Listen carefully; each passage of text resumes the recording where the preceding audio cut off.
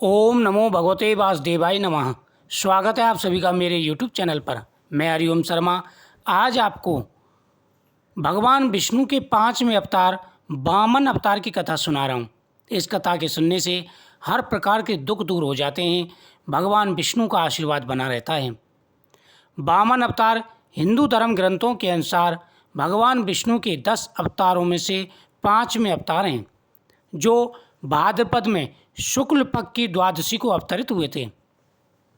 आचार्य शुक्र ने अपनी संजीवनी विद्या से बलि तथा दूसरे असुरों को भी जीवित कर एवं स्वस्थ कर दिया था। राजा बलि ने आचार्य की कृपा से जीवन प्राप्त किया था। वे सच्चे हृदय से आचार्य की सेवा में लग गए। शुक्राचार्य प्रसन्न हुए, उन्होंने यज्ञ कराया। अग्नि से दिव्य रथ, अक्षय त्रोण, अभेद कवच प्रकट हुए। आसुरी सेना अमरावती पर चढ़ दौड़ी। यानी दैत्य गुरु शुक्राचार्य की वजह से सभी राक्षस अभय थे। जो राक्षस मरते थे, दैत्य गुरु शुक्राचार्य मृत संजीवनी विद्या से उन राक्षसों को जीवन दान देते थे। इंद्र ने देखते ही समझ लिया, इस बार देवता इस सेना का सामना नहीं कर सकते। बलि ब्रह्म तेज से पोषित थे। देवगुरु के आदेश से देवता स्वर्ग छोड़कर वहां से पलायन कर गए। अमरधाम असुर राजधानी बना। शुक्राचार्य ने बलि का इंद्र तत्व स्थिर करने के लिए अश्वमेध यज्ञ कराना प्रारंभ किया। दैत्यगुरु शुक्राचार्य के मन में था कि बलि सदा के लिए इंद्र का अधिकार छीन ले, वह स्वर्ग का राजा बन जाए। इसलिए उन्होंने अश्वमेध यज्ञ प्रारंभ किया। अगर अश्वमेध यज्ञ पूर्ण हो जाता तो राजा बलि सदा के लिए स्वर्ग का राजा बन जाता। अश्वमेध यज्ञ कराना प्रारंभ किया। 100 अश्वमेध करके बलि नियम सम्मत इंद्र बन जाएंगे, फिर उन्हें कौन हटा सकता है। यह देखकर देव माता आदिति अत्यंत दुखी हुई। उन्होंने अपने पति महर्षि कश्यप से उन्होंने प्रार्थना की। महर्षि तो एक ही उपाय जानते थे, भगवान की शरण और उनकी आराधना। अदिति ने भगवान की आराधना की। उन्होंने काफ़ी समय तक भगवान विष्णु का तप करना प्रारंभ किया। अदिति को डर था कि अगर बलि के यज्ञ पूर्ण हो गए तो उनका जो पुत्र है यानी देवता स्वर्ग से सदा सदा के लिए चले जाएंगे। बलि का जो राज्य है वो स्थिर हो जाएगा। यह सोचकर उन्होंने महर्षि कश्यप यानी अपने पति से प्रार्थना की। उन्होंने कहा कि देवी, इसके निवारण के लिए तुम भगवान विष्णु का पूजन करो, उनकी तपस्या करो, वही हमें रास्ता दिखाएंगे। देवी अदिति ने भगवान विष्णु की तपस्या प्रारंभ की। प्रभु प्रकट हुए, अदिति को वरदान मिला। उन्हीं के गर्भ से भगवान प्रकट हुए। जब उन्होंने अदिति को वरदान दिया कि मैं तुम्हारे ही बच्चे यानी तुम्हारे पुत्र के रूप में जन्म लूँगा और तुम्हारे कष्टों को हरूंगा। जब राजा बलि के यज्ञ हो रहे थे, उसी समय तत्काल भगवान विष्णु वामन ब्रह्मचारी के रूप में प्रकट हुए। महर्षि कश्यप ने ऋषियों के साथ उनका उपनयन संस्कार संपन्न कराया। भगवान वामन पिता से आज्ञा लेकर बलि के यहाँ चले गए।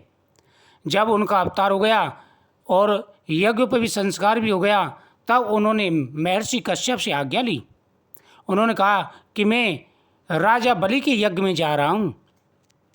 नर्मदा के उत्तर तट पर असुरेंद्र बलि अश्वमेध यज्ञ में दीक्षित थे।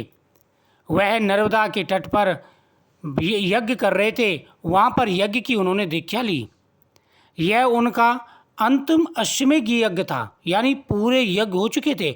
99 यज्ञ पूर्ण हो चुके थे और यह 100वां यज्ञ था। अगर यह यज्ञ पूरा हो जाता तो राजा बलि सदा के लिए इंद्र का पद ग्रहण कर लेते। उनको इस पद से कोई नहीं हटा सकता था।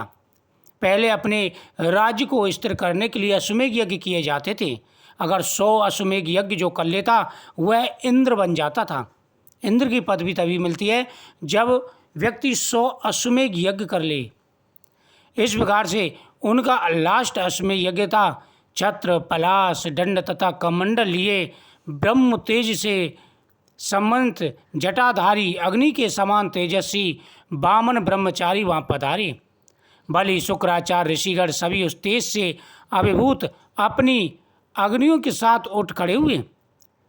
बलि ने उनके चरण धोए, पूजन किया और प्रार्थना की कि जो भी इच्छा हो वे मुझसे मांग लें। मुझे अपने पैरों से 3 पद भूमि चाहिए। जब राजा बलि ने उनकी सेवा की तो बलि ने कहा कि प्रभु, आप मुझसे कुछ मांगिए। वामन अवतारधारी भगवान विष्णु ने कहा कि हे राजन, मुझे 3 पग भूमि चाहिए। बलि इनके कुल की शूरता, उदारता आदि की प्रशंसा करके वामन भगवान ने 3 पग भूमि मांगी। बलि ने कहा कि हे प्रभु, हे ऋषिवर, कृपा करके ये बताइए कि 3 पग भूमि में आप क्या कर लोगे। बलि ने बहुत आग्रह किया और कुछ मांगा जाए, पर वामन ने जो मांगना था वही मांगा। उन्होंने कहा कि हे ऋषिवर, कृपा करके ये बताइए कि 3 पग भूमि में आप क्या कर लोगे। कृपा करके इतना भूमि मुझसे मांग लीजिए जिसमें आप आश्रम बना करके आसानी से रह सकें। वामन भगवान ने कहा कि हे राजन, मुझे सिर्फ 3 पग भूमि चाहिए। उन्होंने संकल्प कराया कि मुझे 3 पग भूमि का संकल्प करें। 1 पग में पृथ्वी, उन्होंने जो है 1 पग में पूरे पृथ्वी को नाप लिया। भगवान ने अपना विराट रूप धारण कर लिया, वह आकाश तक छिप गए, आकाश को भी ऊपर ब्रह्मलोक तक पहुंच गए। उन्होंने 1 पग में पृथ्वी को नाप लिया, 1 पग में स्वर्ग को तथा शरीर से समस्त नव व्याप्त कर लिया। उन्होंने उनका वाम पग ब्रह्मलोक से ऊपर तक गया, उसके अंगुष्ठ नख से ब्रह्मांड का अवतरित तनिष्ठा टूट गया। यानी इतना ब्रह्मा आकार बढ़ा लिया कि उनका जो अंगूठा था भगवान विष्णु का, वो ब्रह्मलोक में पहुंच गया, जिससे भगवान ने कमंडल से उनका अभिषेक किया था, तभी गंगा जी अवतरित हुई थी। ब्रह्म द्रव्य वहाँ से ब्रह्मांड में प्रविष्ट हुआ। ब्रह्मा जी ने अब भगवान का चरण धोया और चरणों तक के साथ उस ब्रह्म द्रव्य को अपने कमंडल में ले लिया। वही ब्रह्म द्रव्य गंगा जी बनी। तीसरा पद रखने को स्थान कहाँ? भगवान ने बलि को कहा कि हे बलि, अब मैं तीसरा पग कहाँ रखूँ? संकल्प करके दान करने पर तो नरक प्राप्त होता है। अगर तुमने मुझे तीसरा पग नहीं दिया तो तुमको नरक की प्राप्ति होगी। इसे बलि ने कहा कि प्रभु, इसे मेरे मस्तक पर रख दीजिए। बलि ने मस्तक झुकाया, प्रभु ने वहाँ चरण रखा। बलि गरुड़ द्वारा बांध लिए गए। तुम अगले मनंतर में इंद्र बनोगे, भगवान ने उसे आशीर्वाद दिया। तब तक सुतल में निवास करो, मैं नित्य तुम्हारे दरवाजे पर रहूँगा। भगवान ने उसको वचन दिया कि मैं तुम्हारे दरवाजे पर रहूँगा, मैं नित्य तुम्हारे दरवाजे पर गणापति उपस्थित रहूँगा। दया में द्रवित हुए प्रहलाद के साथ बलि सब असुरों को लेकर स्वर्गाधिक ऐश्वर्य संपन्न सुतल लोक में पधारे। शुक्राचार्य ने भगवान के आदेश से यज्ञ पूरा कराया। इस कथा के श्रवण करने से सभी मनोकामनाएं पूरी हो जाती हैं, भगवान का आशीर्वाद प्राप्त होता है, जीवन में आ रही सारी समस्याएं दूर हो जाती हैं। प्रतिदिन इस कथा का श्रवण करना चाहिए। इस प्रकार से भगवान ने वामन रूप धारण किया और देवताओं की रक्षा की। जब यह पूरा कार्य संपन्न हो गया, देवता भगवान विष्णु की, भगवान वामन की जय जयकार करने लगे, पुष्पों की वर्षा करने लगे। भगवान का यह अवतार ब्रह्म तेजलीन था और इस अवतार की स्तुति करने से हर प्रकार के मनोरथ पूरे हो जाते हैं। भगवान की कृपा दृष्टि सदा ही बनी रहती है। वीडियो को ज़्यादा से ज़्यादा शेयर करें।